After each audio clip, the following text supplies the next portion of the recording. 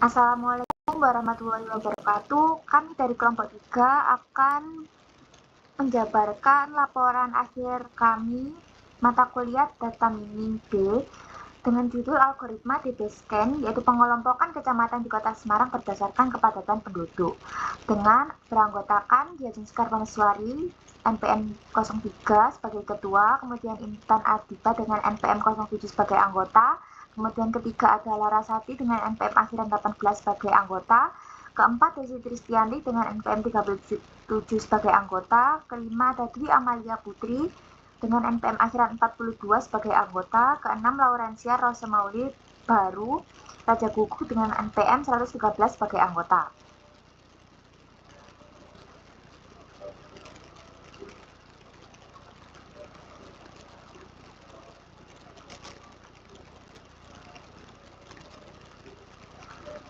Pada bab pendahuluan terdapat latar belakang yang membahas mengenai masalah yang akan kami angkat, yaitu mengenai Indonesia merupakan negara yang penduduknya besar, kepadatan penduduknya juga merata. Mengapa alasan kami memilih di Semarang? Karena di Jawa Tengah salah satu ibu kotanya yaitu Semarang memiliki kepadatan penduduk yang tidak merata, sehingga kami mengangkat topik ini sebagai alasan kami menjelaskan pengelompokan menggunakan DB-Scan.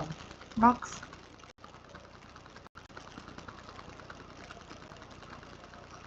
Untuk permasalahannya sendiri kita mengangkat yaitu pertama,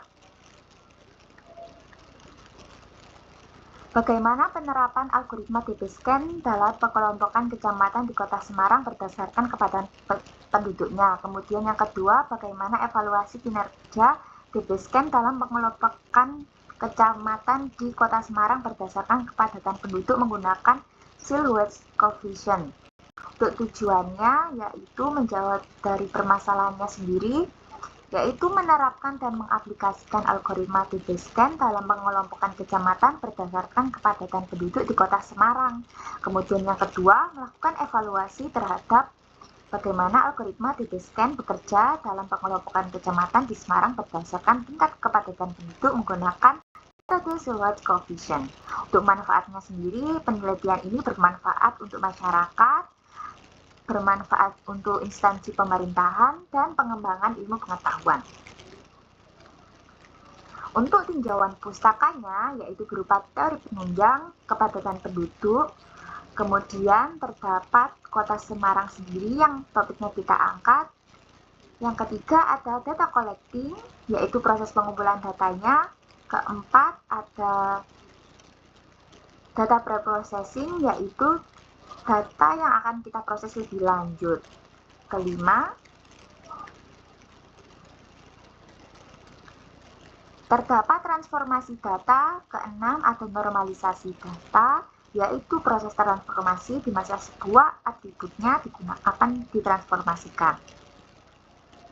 Selanjutnya ketujuh, ada analisis data eksplorasi atau disebut EDA. Kemudian ke-8 ada DB-Scan, yaitu algoritma yang kita gunakan berdasarkan kepadatan penduduknya.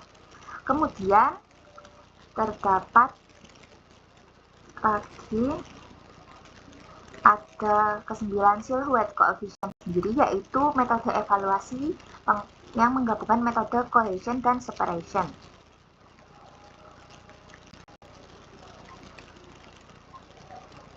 Terakhir, ada metode elbow untuk menentukan jumlah klaster di dalamnya, dan ada PCA, teknik menggunakan untuk menyederhanakan suatu data.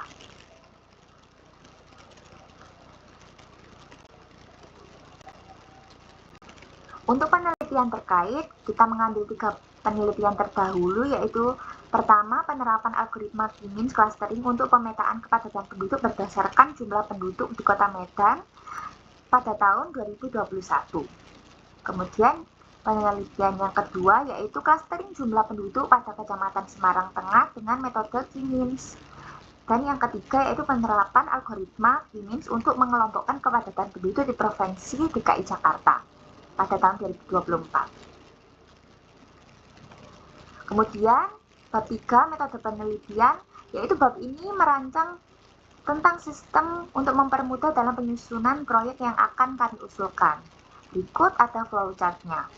Prosesnya berjalan mulai dari pengumpulan data kecamatan di Kota Semarang yang telah kami ambil melalui pusat BPS statistik di Kota Semarang.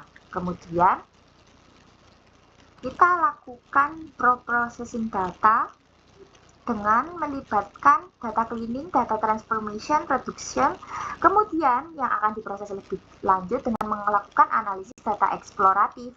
Setelah kita lakukan analisis data eksploratif untuk mengetahui karakteristik data tersebut, kita akan melakukan clustering menggunakan algoritma DBSCAN. Kemudian setelah kita melakukan clustering, kita mengevaluasi model menggunakan silhouette coefficient dan proses selesai.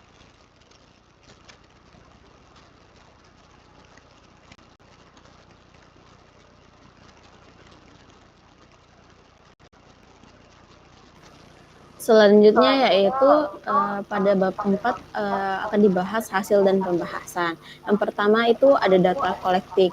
Nah, di data collecting ini pertama-tama kita akan melakukan scraping dari website Badan Pusat Statistika Kota Semarang menggunakan library Beautiful Soup dan library lainnya yang diperlukan. Nah, berikut kode untuk men-scraping dari website BPS Kota Semarang menggunakan URL yang telah ditentukan. Terus setelah itu hasil dari scraping tersebut akan disimpan di dalam bentuk file CSV. Setelah itu kita akan menghapus baris ke-17 dan baris ke-0. Setelah itu kita akan mengganti nama header agar untuk lebih mempermudah dalam menganalisis data tersebut. Berikut setelah dilakukan processing tersebut. Selanjutnya yaitu kita akan melakukan data cleansing, yaitu dengan cara menghapus atau mengubah data jika ada kesalahan, terpecah-pecah, tidak relevan, duplikat, atau dalam format yang tidak sesuai kebutuhan. Berikut kodenya. Pertama kita itu menghapus spasi tambahan di nama kolom, lalu melihat tipe data apa saja yang pada data tersebut. Setelah itu kita mengkonversi kolom berdasarkan indeks kolom, lalu menampilkan data frame yang telah dikonversi seperti output yang dapat dilihat pada gambar berikut. Setelah itu kita akan mengambil kolom yang diinginkan. Kolom yang diinginkan itu ada kecamatan, luas wilayah tahun 2021, 2022, 2023. Jumlah penduduk 2021, 2022, dan 2023. Lalu kita mendrop variabel yang tidak diperlukan. Setelah itu kita akan menampilkan kecamatan berdasarkan jumlah penduduk. Yang pertama ini ada 5 kecamatan dengan jumlah penduduk pada tahun 2021 dan 5 kecamatan dengan jumlah penduduk pada tahun 2021. 5 kecamatan dengan jumlah terbanyak penduduk tahun 2021 dan 5 kecamatan dengan jumlah penduduk kecil 2021. Dan selanjutnya juga dilakukan begitu pada tahun 2022 dan 2023.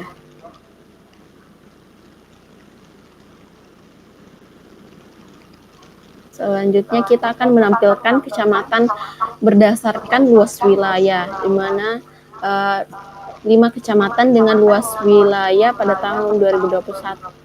5 kecamatan dengan luas wilayah tertinggi pada tahun 2021, 5 dan juga yang terendah. Begitupun dilakukan pada 2022 dan 2023.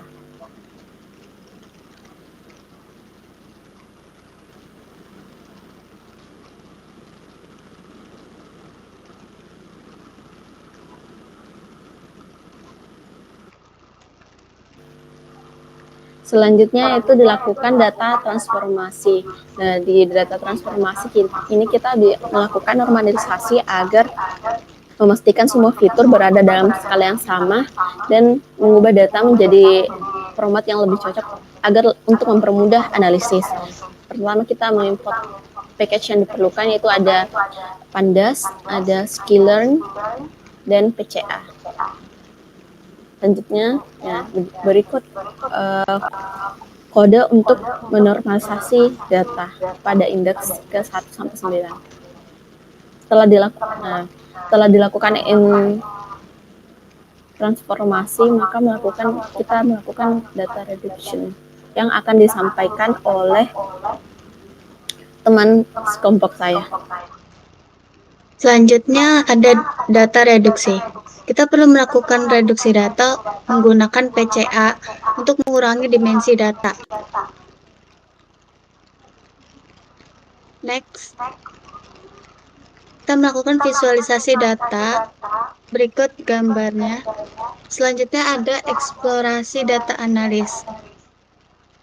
Melakukan describe data pada data dan juga menampilkan histogram distribusi luas wilayah.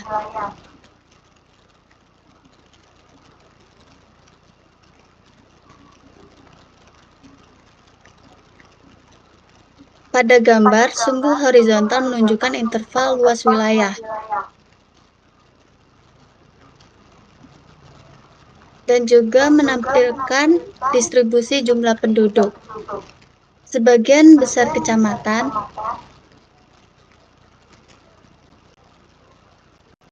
di bawahnya. Sebagian besar kecamatan tampaknya menunjukkan distribusi jumlah penduduk yang stabil. Dapat dilihat dari gambar dari tahun ke tahun yang menunjukkan tidak adanya perubahan besar dalam jumlah penduduk. Selanjutnya berikut kode untuk menampilkan scatter plot hubungan antar variabel.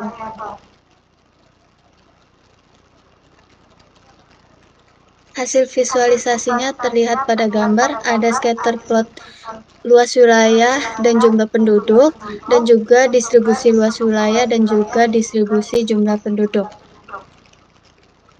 Selanjutnya ada kode untuk menampilkan jumlah outlier setiap variabel.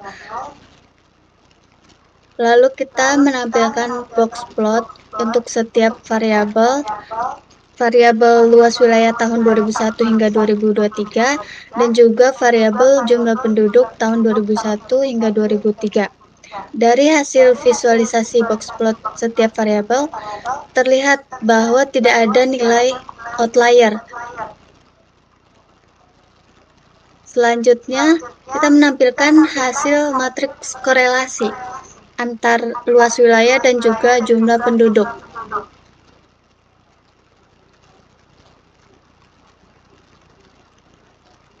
Lalu selanjutnya kita melakukan klasterisasi menggunakan algoritma DBSCAN.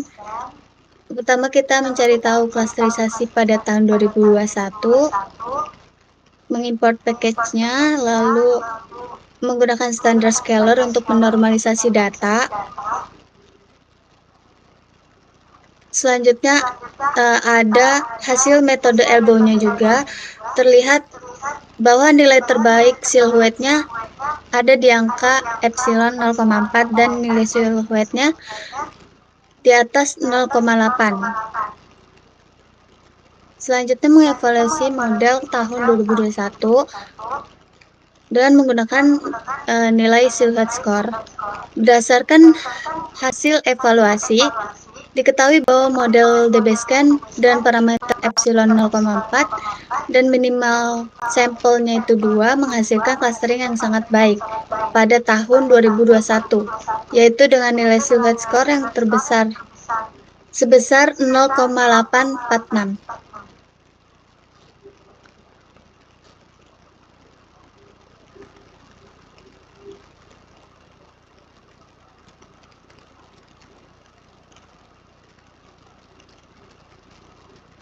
Selanjutnya, Untuk mencari silhouette score dan plot hasil clustering, berikut nilai silhouette score-nya dan juga jumlah klasternya itu didapatkan 3.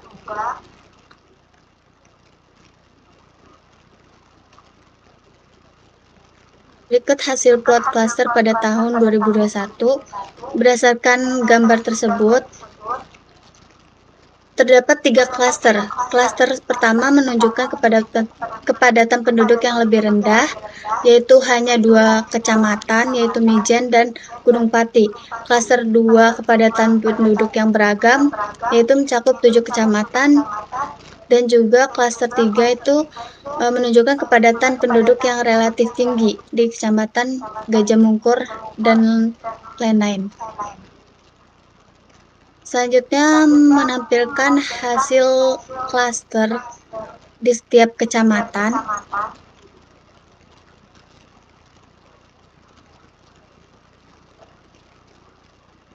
Di bawahnya menampilkan output jumlah kecamatan.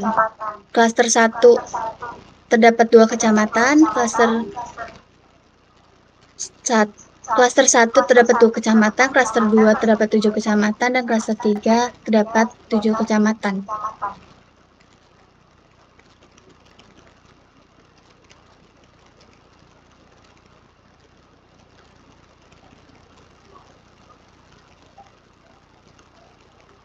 Selanjutnya akan disampaikan oleh teman saya.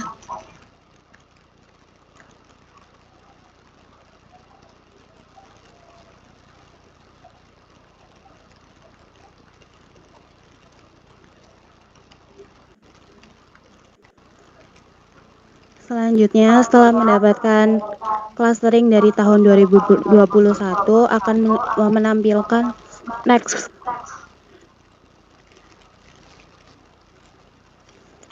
menampilkan clustering pada tahun 2022, yaitu dengan menampilkan grafik elbow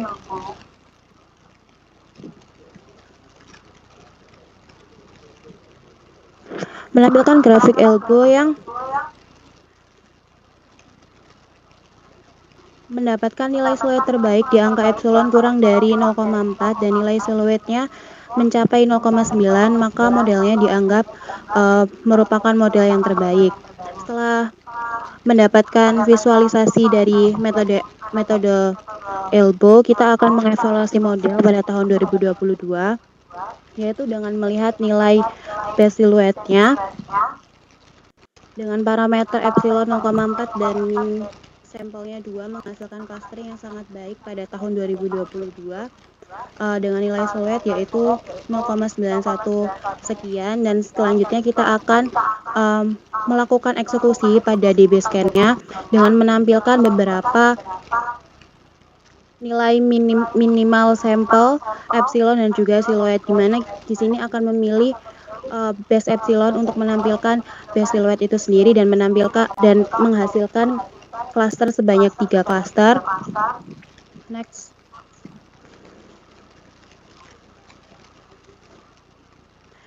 Berikut adalah visualisasi dari klaster tahun 2022. Berdasarkan hasil plot clustering tersebut, terindikasi adanya 3 klaster, yaitu klaster 1 dengan total 7 kecamatan, sementara klaster 2 juga terdiri dari 7 kecamatan, dan klaster 3 hanya memiliki 2 kecamatan. Next.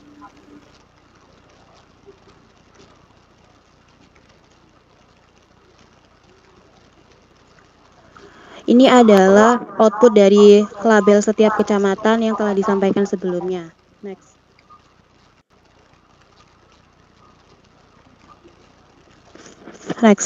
Sudah.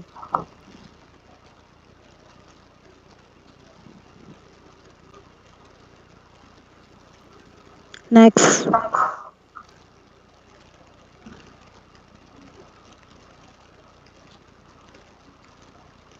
Selanjutnya yaitu clustering pada tahun 2023 dengan cara yang sama, yaitu dimulai dengan menggunakan metode elbow yang menghasilkan base epsilon yaitu 0,4 dan juga nilai siluet sebesar yang mencapai 0,9. Setelah kita mendapatkan metode ELBO tersebut, yaitu kita akan mengevaluasi model kembali seperti tahap sebelumnya, yaitu menghasilkan epsilon 0,4 dan juga mean sampel sebanyak 2. Next. Setelah kita mendapatkan evaluasi model, yaitu kita mengeksekusi dari menggunakan algoritma DBScan dengan menampilkan beberapa nilai epsilon dan siluet sehingga mendapatkan 3 klaster, di mana output dari klaster dari tahun 2023 ini sama dengan klaster-klaster sebelumnya, yaitu menghasilkan 3 klaster, dengan klaster 1 memiliki 7 kecamatan dan juga klaster 2 juga memiliki 7 kecamatan dan klaster terakhir yaitu memiliki 2 kecamatan.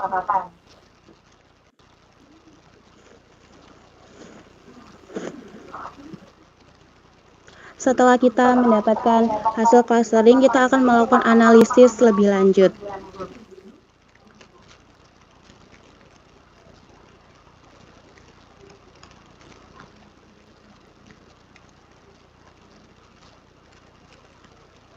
Hasil analisis lebih lanjut yaitu dimulai dengan menampilkan data klaster 1 pada setiap tahun yang terlihat dalam layar. Selanjutnya kita juga akan menampilkan hasil klaster dari klaster 2 setiap tahunnya dan begitu juga untuk tahun 2023.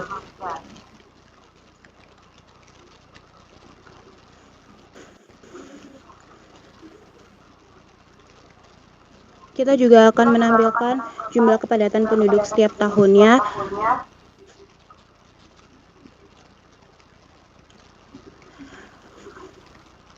Sehingga dari tabel kepadatan penduduk dapat diketahui bahwa kepadatan penduduk mengalami peningkatan setiap tahunnya. Hal ini disebabkan karena pada setiap tahun jumlah penduduk mengalami peningkatan, tetapi luas wilayahnya tidak mengalami peningkatan. Oleh karena itu, di setiap tahun kepadatan penduduk terus meningkat dan tidak merata pada seluruh kecamatan di Kota Semarang, terutama Kecamatan Tugu, Mijen, dan Gunung Pati.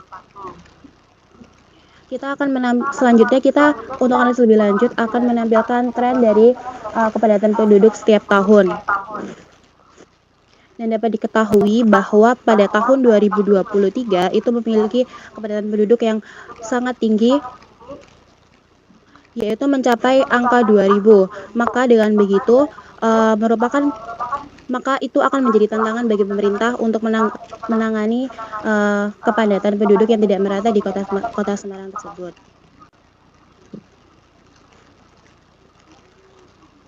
Selanjutnya yaitu ada perbandingan dari kepadatan penduduk antar kecamatan. Pada visualisasi yang tampak pada layar, dapat diketahui bahwa Kecamatan Tembalang dan Perundungan memiliki kepadatan penduduk yang mendekati sama.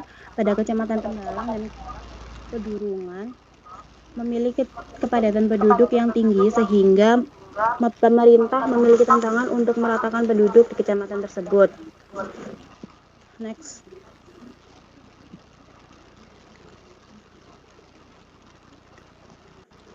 Ini adalah bentuk visualisasi dari perbandingan kepadatan penduduk antar klaster. Dapat dilihat bahwa pada tahun 2021 hingga 2023 terlihat jika jumlah penduduk tahun 2023 cenderung bertambah banyak dibandingkan tahun 2021 hingga 2022, yang cenderung sedikit meningkat jumlah penduduknya. Analisis selanjutnya yaitu analisis pertumbuhan untuk setiap tahun, di mana kita akan mengetahui seberapa banyak pertumbuhan yang terjadi di setiap klaster di setiap tahunnya dalam rentang 2 tahun. Berdasarkan visualisasi dan juga hasil yang dapat diketahui pada klaster 0 berada di rentang 2021 sampai 2022 dan 2023 mengalami pada klaster 0 mengalami pertumbuhan yang positif, sehingga pada klaster 0 ini cenderung mengalami peningkatan rata-rata pertumbuhan dengan persentase peningkatan sekitar 0,2 sekian atau 2,65%. di tahun 2021, lalu di tahun 2023 meningkat sebesar 2,41%, dan sedangkan pada klaster 1 dan 2 di rentang yang sama mengalami penurunan rata-rata pertumbuhan, yaitu pada rentang yaitu berkisar minus 0,17% dan minus 0,58%. Kemudian di periode 2022 dan 2023 mengalami penurunan sekitar minus 0,26% dan minus 0,042%. Selanjutnya akan dijelaskan oleh teman saya. Baik, terima kasih atas kesempatannya.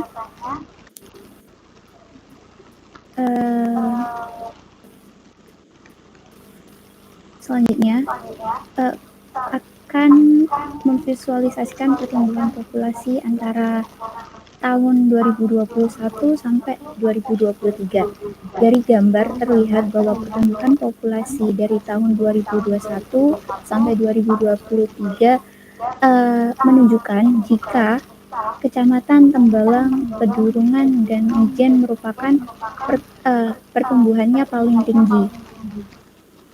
Selanjutnya, yaitu memvisualisasikan perbandingan kepadatan penduduk di 3 tahun 2021 sampai 2023. Dilihat dari visualisasi tersebut, jika tidak antar tahunnya tidak terjadi perubahan yang signifikan kepadatan penduduk. Dan di Kecamatan Candirasi dan Semarang Timur cenderung memiliki kepadatan penduduk yang tinggi dibandingkan kecamatan lainnya. Terlihat dari grafik yang cukup menjulang dalam visualisasi tersebut. Selanjutnya akan menampilkan kecamatan dengan pertumbuhan penduduk yang besar, yaitu di Kecamatan Tembalang. Kepadatan penduduknya cukup besar, dapat dilihat dari nilai kepadatan penduduk di 2023 yaitu 50,376. Selanjutnya, berikut tampilan kecamatan dengan luas wilayah terluas dan tersempit. Wilayah terluas ditempati oleh Kecamatan Gunung Pati dengan luas wilayah tertinggi. Selanjutnya, wilayah terkecil ditempati oleh Semarang Tengah dengan nilai kepadatan mencapai 110. Next. Selanjutnya, menampilkan kecamatan terpadat dan tidak padat berdasarkan klaster yang sudah terbentuk. Berikut 3 kecamatan terpadat diduduki oleh Semarang Timur, Candisari, dan Gayamsari.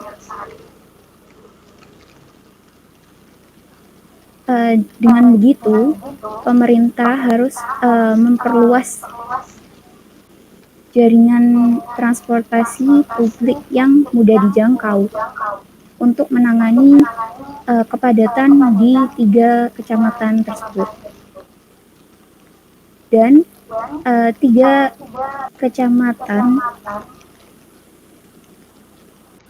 yang dengan penduduk terendah diduduki oleh Kecamatan Gunung Pati, Mijen, dan Tugu. Dengan begitu, kecamatan tersebut tidak terjadi kepadatan yang cukup besar. Oleh karena itu, perlu didorong keberlangsungan program pembangunan perumahan yang terencana dan terintegrasi dengan infrastruktur perkotaan yang memadai. Dengan demikian, dapat mengurangi penduduk di wilayah tenggelam dan menciptakan lingkungan yang lebih nyaman bagi masyarakat di Semarang. Upaya lain untuk menekan kepadatan penduduk di 3 kecamatan tersebut juga bisa membuat kebijakan tentang keluarga berencana untuk mengendalikan laju pertumbuhan penduduk. Oke, next. Terakhir, kesimpulan. Dalam penelitian ini menggunakan algoritma DBS scan, terbentuk 3 klaster dengan variabel utama yaitu kepadatan penduduk. Selanjutnya, berdasarkan hasil clustering,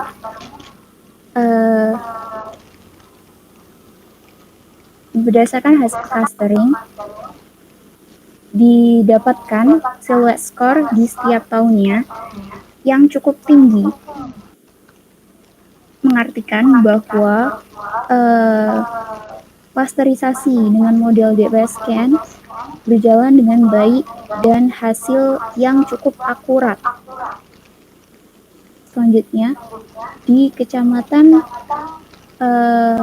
terdapat masalah kepadatan penduduk di Kecamatan Semarang Timur, Candisari, dan Gayam Sari karena memiliki kepadatan penduduk yang paling tinggi di Kota Semarang. Kepadatan penduduk yang tinggi di kecamatan tersebut sebab luas wilayah yang relatif kecil namun jumlah penduduknya yang tinggi. Untuk mengatasi masalah tersebut perlu dilakukan pembangunan infrastruktur yang memadai, termasuk memperluas jaringan transportasi publik agar lebih mudah dijangkau oleh masyarakat. Selain itu, pengaturan tata ruang dan pembatasan pembangunan baru di wilayah yang sudah padat, serta mendorong pertumbuhan di wilayah yang lebih luas seperti Kecamatan Tugu, Ijen, dan Gunung Pati yang tergolong masih rendah, masih belum padat penduduknya. Selain itu, pemerintah juga bisa meningkatkan aksesibilitas ke pusat-pusat pekerjaan, pendidikan, dan layanan kesehatan khususnya di wilayah kecamatan yang masih kurang padat, yaitu Tugu, Mijen, dan Gunung Pati.